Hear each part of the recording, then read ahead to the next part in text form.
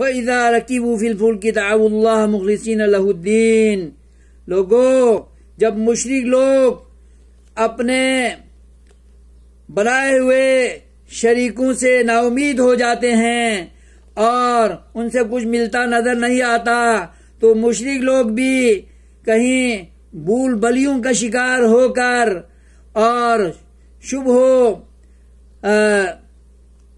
شک میں مبتلا ہو کر بھی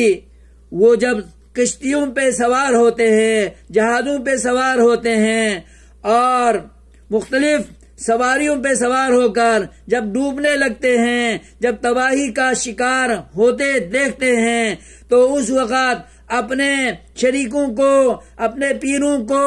مرشدوں کو اور جن کو مشکل کشا حاجت روا داتا دستگیر بنائے ہوئے تھے، ان کو چھوڑ کے دعوا اللہ، وہ اللہ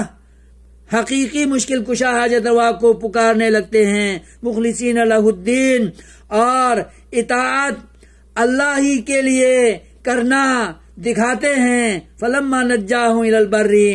یہ حال ہے مشرکین کا، جب نجات مل جاتی ہے، جب انہیں خلاصی ملتی ہے، جب وہ مشکل سے بچ جاتے ہیں، اللہ تعالیٰ ان کو جب بچا لیتا ہے،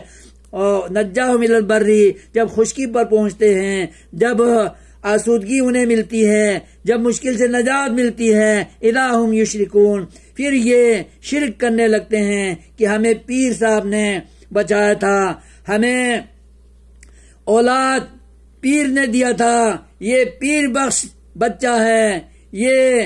علی بخش بچہ ہے، یہ حسن بخش ہے، یہ حسین بخش ہے، یہ محمد بخش ہے، یہ فلان بخش ہے۔ اس طرح وہ شرک کرتے ہیں، بڑے ہی